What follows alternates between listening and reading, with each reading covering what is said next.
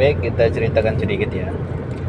Ini kita perjalanan Jogja Bogor jalur selatan lewat JCLS. Sekaligus kita uji coba booster injection pada Toyota Vios 2009. Booster oktan booster injection ini kita coba menggunakan LPG atau butan kaleng ini. Ini bisa diganti butan kaleng ya, butan kaleng ya, taruh di situ. Nah, efisiensi sampai sekarang ini sudah 89 km kita jalan.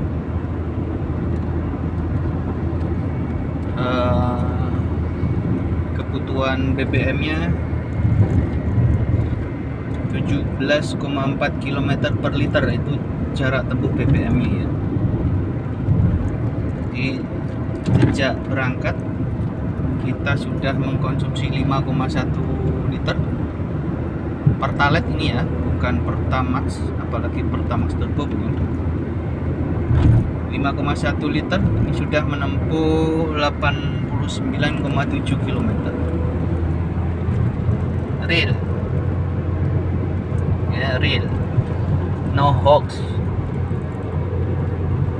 Posisi kendaraan juga belum tune up, sudah pemakaian reguler hampir 2 bulanan ya, pemakaian reguler jarak jauh. Jadi boleh dibilang 2 minggu sekali pasti kendaraan ini berjalan jarak jauh. Kemudian untuk harian menempuh sekitar 75 km harian. Ini masih benar-benar posisi tidak tune up, jadi belum servis, tapi sudah ganti oli sih. Posisi oli di sebentar ya, posisi oli di 2036 km jarak tempuhnya. Oli pakai mesran super biasa, mesran super. Saya menggantinya di kilometer 5000 mesran super. Ini mobil riset ya. Mobil riset itu artinya memang dikorbankan untuk riset, mencari efisiensi tinggi, mulai dari bahan bakar, jarak tempuh, kemudian kelistrikan kita belum otak-atik, ngasih standarnya. Dan ini X-Taxi Bluebird. Mudah-mudahan nanti kita dapat nilai efisiensi itu terus naik ya. 17,5 km per liter. Semakin mesin panas, efisiensi semakin naik. Ini bukaan gas juga masih kecil, belum kita naikkan.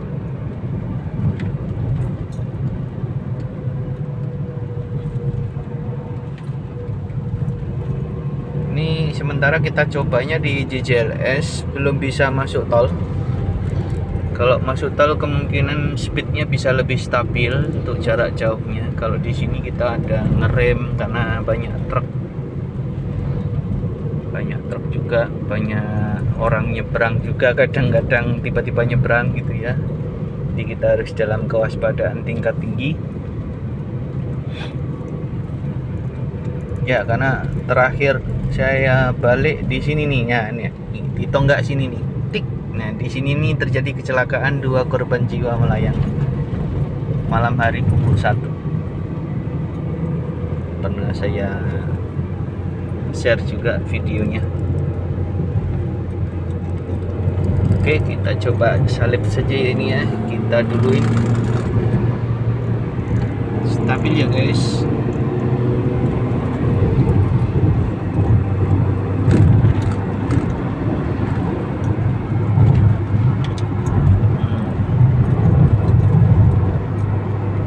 berada di kecepatan 81 km per jam up and down. Nah, kenapa punya ide memakai gas LPG kaleng untuk ngangkat oktan? Simple sih sebenarnya, karena mau coba-coba saja, karena katanya LPG itu oktannya di atas 100. Nggak tahu bener atau enggak katanya. Nah, kita coba Pertalite yang oktannya cuman berapa ya? Katanya 86 atau berapa ya Pertalite? Nanti silahkan googling ya, Pertalite. Nah, biasanya saya jarak tempuh Jogja Bogor Pertalite average non tune up, non service before on the road itu cuma dapat 1:15 Pertalite luar kota ya. Pertalite luar kota 1:15, artinya 1 liternya bisa 15 km biasanya. Nah, ini kita coba injeksi dengan LPG kaleng, lumayan sedikit naik ini tanpa sikat busi juga ya, artinya non tune up. Posisi sudah dipakai 2 bulan, tidak di tune up, dan ini hanya injection fuel aja dengan LPG. Nah, rangkaiannya belum bisa saya share ya, tapi yang pasti LPG kita masukkan sebagai supporting fuel untuk meningkatkan oktan dari Pertalite-nya, gitu ya. Nah, ini memang kita benar-benar ngebut nih, 70 km per jam tuh kita kejar-kejaran tuh dari tadi sama kendaraan kuning itu. Nah, ini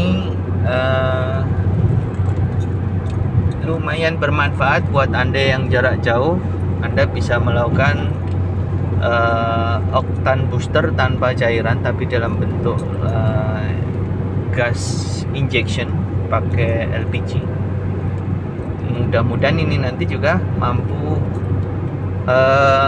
berdampak pada sistem pembakaran mesin, artinya lebih clean ya di ruang bakar sana. Karena saya nggak sama sekali nggak tune up dulu. Biasanya saya tune up dulu, bersih busi, bersih throttle, kemudian spray injektornya supaya mampet-mampetnya hilang. Ini sama sekali tidak nih.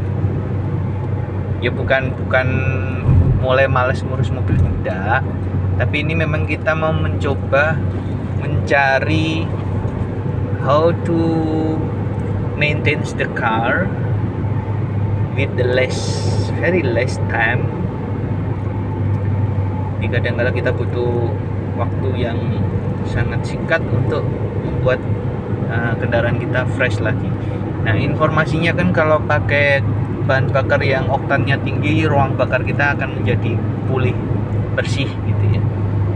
Nah, artinya kalau harus beli Pertamax turbo terus kan ya agak berat. Nah, kita coba oktannya saja yang kita naikkan.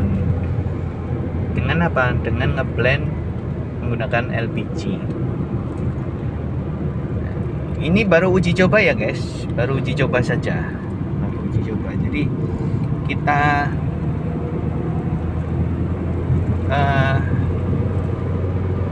riset coba-coba for fun aja. Tapi ya alhamdulillah hasilnya naik nih di 17,6 lagi. Average speednya di masih 43 karena banyak berhenti. Mudah-mudahan nanti naik ya. Tapi ketika jalan sepi seperti ini, saya berani 82 km. Saya nggak akan di 100 km per jam karena jalannya bergelombang. Ini kelihatannya halus seperti ini.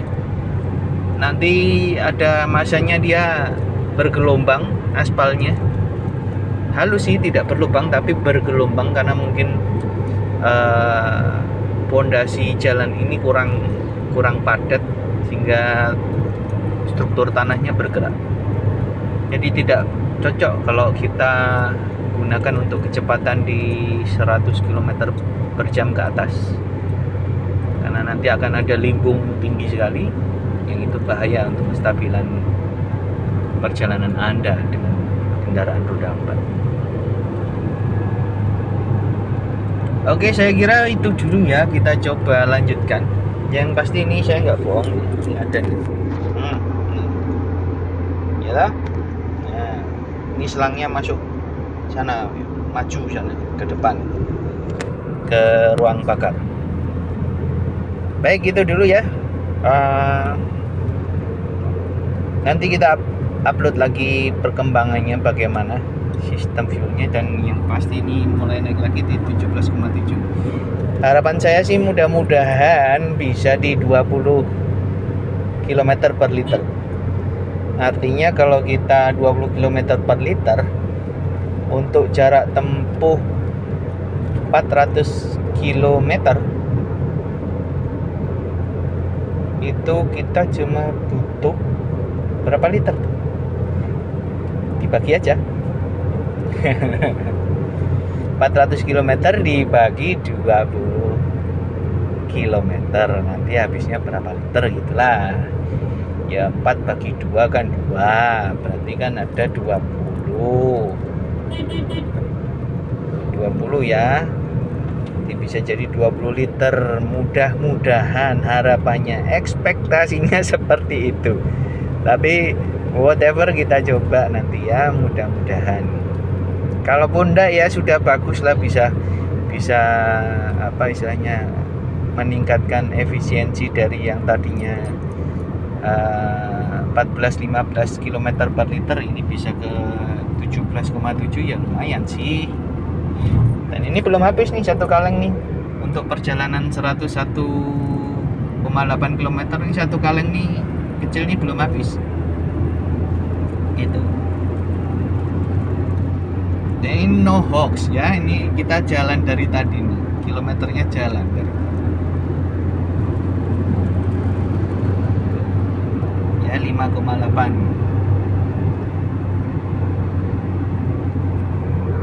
Nah, untuk kilometer yang di mobil justru sudah menunjukkan berapa itu? 204,83. Artinya tadi sempat kita pakai dulu sebelum dipanasin mobilnya, kita pakai dulu. Tapi mulai kita pantau dengan digital tracking ini kan dipantau dari ECU-nya mobil pakai OBD2. Untuk konektornya OBD2 Bluetooth connection. Ini akan memantau semua sampai nanti di dalamnya juga termasuk apa nih? Misalnya nih kita pengen mantau nih. Nah, ini live datanya. Combine. Nah, ini Anda bisa pantau, pilih di sini misalnya fuel, long term fuel, kemudian intake air temperature dan sebagainya.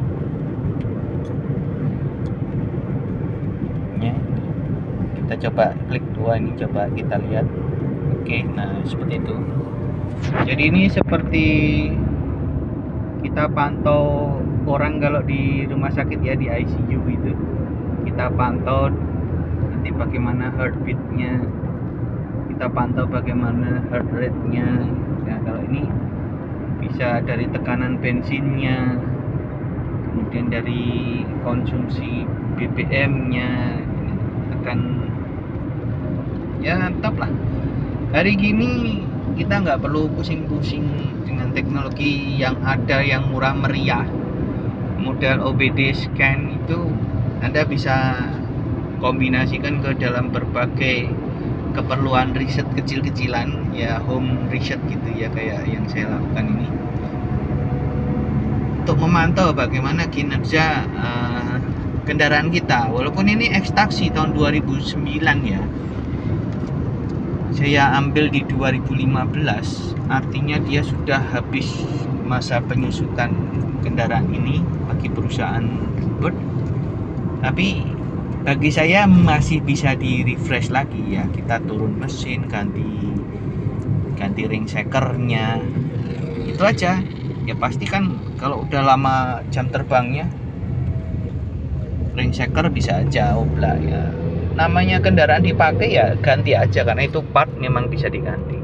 Kalau kita lihat kilometernya ya, nih kilometernya kendaraan ini 461.744 km. Artinya kalau jarak bulan bumi itu 150.000 km, ini udah 3 kali perjalanan jarak bumi bulan. Ya artinya sudah bukan mobil yang remaja baru keluar dari showroom, bukan. Ini sudah bekerja, kalau ibaratnya profesor gitu, sudah pensiun terus emeritus, sudah pensiun dipekerjakan lagi. Nah inilah kendaraan ini. Tapi so far ini bagus nih, head rate-nya juga mantap, fuel rate-nya juga sip, artinya nothing trouble, kondisi prima selama kita bisa merawatnya ya. Artinya kalau Anda beli X-Taxi itu pastikan pertama adalah Anda punya uang untuk kemudian merawatnya, karena ini bukan mobil baru, mobil yang sudah dipakai. Artinya ada nanti di masa Anda ganti pakai, Anda harus mengganti part-part yang sudah overtime gitu. Misalnya sensor, dia sudah habis masa pakai kilometernya atau umur pakainya. Kalau kendaraan bergerak kan bisa dilihat dari kilometernya, dan kita nggak tahu rekor mereka menggantinya sudah berapa kali sejak baru kan. Tapi ya itu, pakai aja. Nah tinggal nanti Anda siapkan OBD scanner saja untuk mendeteksi bila mana check engine menyala. Anda tinggal cek pakai ini. Nah, di sini ada menu diagnose. Ini Anda bisa diagnosis di sini. Klik diagnosa. Mau diagnosa semua juga boleh kalau memang ada trouble. Nah, Anda bisa cek semua sensor-sensornya. Dia akan baca otomatis. Anda nggak perlu ke bengkel. Kalau Anda suka otak-atik otomotif, di situ dia akan melakukan scanning terhadap semua sensor yang ada di mobil ini. Nah, kalau ditemukan something yang istilahnya tidak posisi bagus atau mungkin rusak, nah ini dia nanti 131 poin ini pasti akan ditemukan error. Nah ini sampai pada posisi ini tidak ditemukan ya. Artinya mobil ini kondisi sensornya aman, baik-baik saja. Biasanya kalau sudah ada cek engine nyala itu nggak usah lama-lama, 2 sampai 10 detik sudah terdeteksi DTC yang aktif. Nah ini ya sudah 17,8 km per liter. Ini kita masih jalan ya, ini tadi bukan diem, kita masih jalan. Memang sengaja saya pengen menunjukkan kendaraan ini dipakai. Dan BBM pun turun ya, BBM-nya turun ya. Tuh. Emang tadi ngisinya nggak full. Tadi ngisi dari tinggal 2 strip, kita isi 200.000 alias 20 liter ya kalau pertalite ya. Jadi belum full tank tadi ngisinya. Apa-apa. Baik, saya kira itu ya. Yang kita pantau adalah nanti data ini, bukan data dari kilometer sana, karena tadi sudah sempat jalan duluan sebelum kita tracking. Nah, yang lebih valid nanti data yang ini kita pakainya, karena ini semua record data sampai serapan oksigen dan lain sebagainya dari sensor oksigen terekam di sini. Baik, itu sampai jumpa lagi di video berikutnya. Nanti kalau sempat kita upload, mudah-mudahan menjadi inspirasi kita semua. Assalamualaikum warahmatullahi wabarakatuh.